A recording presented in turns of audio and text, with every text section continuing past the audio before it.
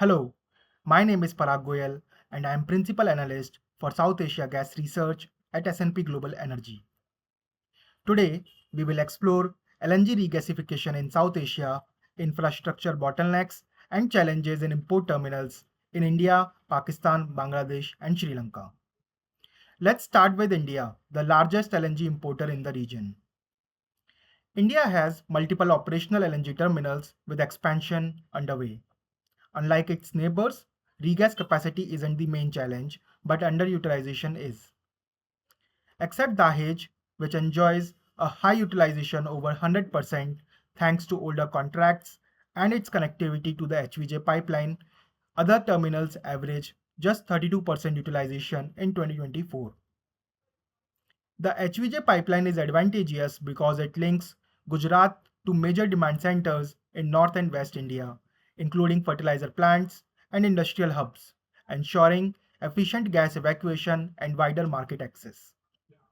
However, beyond HVJ's connectivity, pipeline constraints remain a major bottleneck for LNG terminals.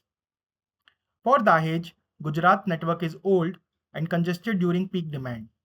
A new 36-inch, 39-kilometer pipeline connecting Dahej to Bhadbut is under construction and expected to complete by 2026, supporting Dahej capacity expansion from 17.5 million tons to 22.5 million tons.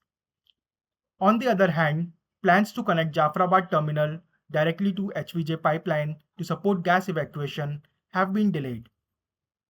The Mundra terminal also faces evacuation challenges, as currently the terminal is connected to Anjar with 36-inch 65-kilometer pipeline, but from Anjar to Morbi it is connected via only 18-inch pipeline, thereby limiting LNG offtake to 2 million tons per year. To unlock potential markets like Morbi's ceramic cluster, further investment in pipeline infrastructure is essential. Now moving east to Bangladesh, the story is quite different. Bangladesh operates two FSRUs at Mohish Khali, run by Accelerate Energy and Summit, with a combined regas capacity of 8.3 million tons. LNG imports are critical as domestic production declines and pipeline imports remain absent. Despite high utilization, Bangladesh face capacity constraints as demand rise. Their plans for new FSRUs have been stalled. Two projects that were previously approved under the Speedy Act, one was Summit's 4.5 million ton FSRU and Accelerate's 3.8 million ton Spira FSRU, both were cancelled after political unrest in 2024, which led to a change in government. Summit's proposal is now tied up in court, while Petrobangla studies a new FSRU at Mohish Khali. Another onshore terminal at Matarbari of 7.5 million ton is proposed, but pipeline capacity remains inadequate. This requiring a third parallel line to connect Mohish Khali, Matarbari to Bhakrabad. Now let's look at Pakistan, where the challenge is less about infrastructure and more about economics. Pakistan has two operational terminals, Angro LNG and PGPCL at Port Qasim. Both terminals operate with a combined capacity of 10.5 million tons.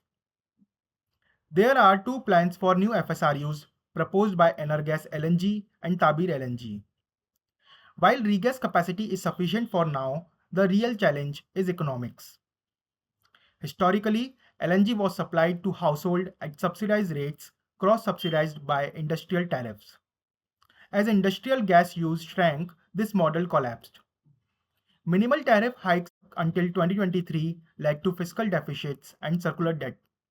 So IMF interventions in fiscal year 2023-2024 forced sharp price increases, but this has caused gas demand destruction and Pakistan suddenly become gas surplus.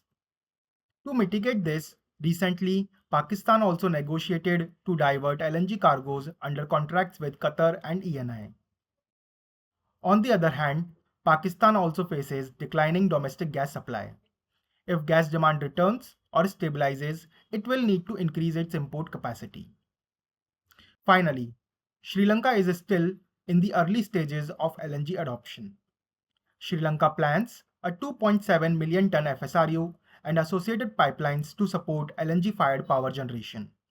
However, repeated tender cancellations and policy shifts have delayed progress.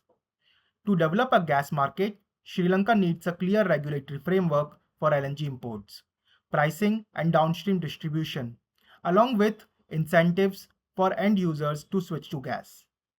To conclude, South Asia's energy transition depends on reliable LNG supply chains, but infrastructure bottlenecks remain a critical hurdle. From underutilized terminals in India to stalled projects in Bangladesh and economic challenges in Pakistan, the region faces complex issues that require coordinated solutions.